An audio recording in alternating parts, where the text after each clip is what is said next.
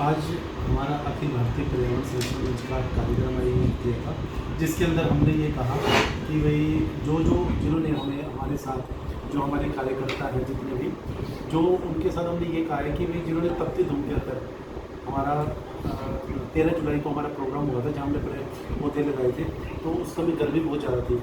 तो उस गर्मी के अंदर भी जो हमारे एनजीओ के जो मेंबर थे उन्होंने उस गर्मी में आके पौधारोपण किया और इसलिए उनको हमने आज का दिन रखा, क्योंकि 13 जुलाई को प्रोग्राम था, आज हम 31 अगस्त है, तो आज हमने प्रोग्राम रख के उनको सबको सम्मानित किया ताकि समाज के अंदर इस तरह के हम बात जाए कि जो भी हमारे संस्था के जितने भी मेंबर हैं जिन्होंने गर्मी के अंदर पौधे के लिए काम किया, उनको सम्मानित करने से समाज के अंदर ये विचार चला जाता है कि भाई ज़्यादा से ज़्यादा लोग जो है पौधे लगाएं। और क्या काम करते हैं सर? कौन सा मंच है ये और किस प्रकार का काम करता है? ये हमारी ना 10 श्रेणियाँ जिसके अंदर हम अलग अलग तरह के हम बागवानी में भी काम करते हैं, हम जीव जंतु में भी काम करते हैं, पौधारोपण का तो हमारा ये जल संरक्षण के ऊपर हम काम करते हैं। तो हमारी एनजीओ की 10 श्रेणियाँ जिसके अंदर हमारे लोग उसमें काम करते हैं। एनजीओ क्या नाम है सर आपके? अखिल भारतीय पर्यावरण संरक्षण मंच। कितने वर्षों से काम कर रहा है सर? ये 2004 से हम काम कर रहे हैं। तो पौधारोपण ही क्यों चुना जी? पौधारोपण इस वास्ते चुना कि पौधारोपण जो है ना कि भाई एक तो सभी लोग कर सकते हैं, इसके लिए कोई अलग उसकी ज़रूरत नहीं है, कोई भी कहीं पर भी कर सकता है। सिर्फ हमारा ये है कि भाई पौधारोपण करें और साथ साथ उसका संरक्षण जरूर करें। इसके लिए क्या ज़रूरत महसूस करी? ज़रूरत ऐसी महसूस की कि जो हम देख रहे हैं धीरे धीरे बढ़ता हुआ तापमान जो सबसे बड़ी दिक्कत है, और जो सारी परेशानियाँ पर्यावरण बढ़ रहा है, सांस की तकलीफें हो रही है और भी कई बीमारियाँ पनप रही है, उस चीज़ को कंट्रोल करने के लिए हमने ये किया कि ताकि हमारी जो जनरेशन जो दिक्कतें से महसूस कर रही है, अगली जनरेशन में उस चीज़ को कोई दिक्कत महसूस ना हो। ग्लोबल एक्सचेंज को लेकर क्या कहेंगे? ग्लोबल वार्मिंग तो देखो एक पूरा इशू है, वो सिर्फ इसी वजह से हो रहा है कि भाई आपको पता ही है कि पर्यावरण हमारा संतुलन हो रहा है, तो उसी चीज़ को जब देखो पहल तो किसी न किसी को तो करनी पड़ेगी ना। सरकार इतना ज़्यादा प्रोत्साहन कर रही है तो हमें भी कदम से कदम मिला के करना पड़ेगा। हमारी तो एनजीओ का यही है कि जो भी लोग हमारी जहाँ पर भी ज़रूरत होती है तो हम वहाँ पर उनको फ्री पौधे प्रोवाइड करते हैं और उनको प्रेरित करते हैं ताकि उसको जो भी, चाहे वो 10 पौधे लगाएं, चाहे 20 लगाएं, चाहे 5 लगाएं, 2 लगाएं, उसको संरक्षण जरूर करें। जी धन्यवाद। और क्या मुहिम मंच के द्वारा चलाई गई है सर? जी बहादुर सिंह जी, क्या कहना चाहेंगे सर पर्यावरण को लेकर के? पहले तो आपका बहुत बहुत धन्यवाद आपके चैनल को। पर्यावरण संरक्षण जो मुद्दा है वो बड़ा चिंता का और बड़ा गहरा विषय है। मैंने 2003 में एक खबर सुनी थी, वो सुप्रीम कोर्ट से आई थी कि हवा, पानी और मिट्टी को मुफ्त का माल ना समझे। हमने 11 लोगों ने एक समिति बनाई, उसका नाम रखा अखिल भारतीय पर्यावरण संरक्षण मंच, और हमने इन्वायरमेंट पे काम शुरू किया।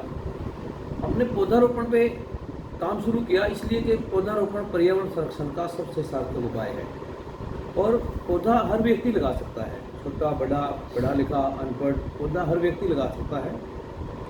और हमने 2004 से पौधे लगाने शुरू किए तो आज वो बड़े वृक्ष हो चुके हैं। आज लोग हमारे साथ ऑटोमेटिक अपने आप जुड़ने लगे हैं। हमने अभी एक योजना चलाई है जन्मदिन पे पौधे लगाने की।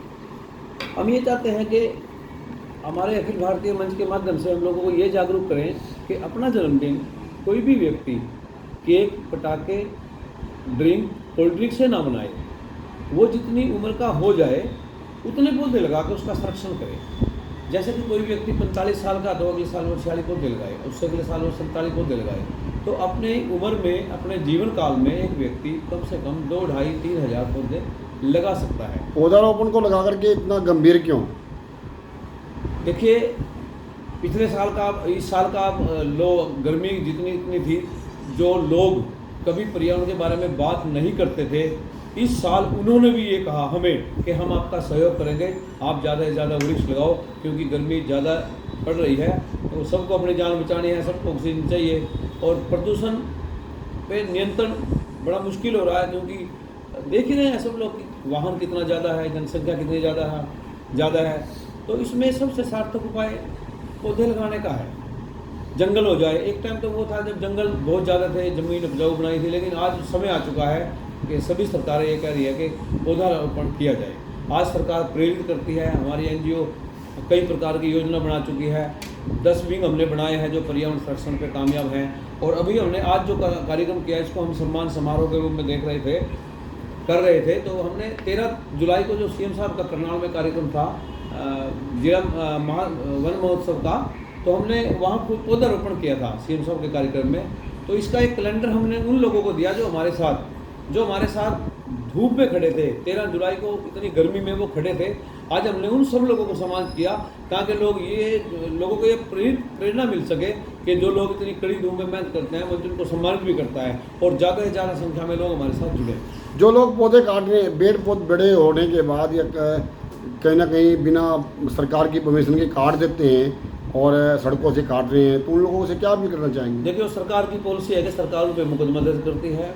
फॉरेस्ट डिपार्टमेंट का अपना एक अलग से चलान का एक विषय है, वो उसका चलान करती है, उसकी पेमेंट जमा होती है और पर्यावरण अदालत में उसकी तारीखें लगती हैं। पर्यावरण अदालत कहीं भी हो सकती है हरियाणा में। जैसे हम एक राज्य की बात करें तो कभी हिसार में बैठते हैं, कभी उनका कुरुक्षेत्र में बैठते हैं, कभी करनाल में बैठते हैं।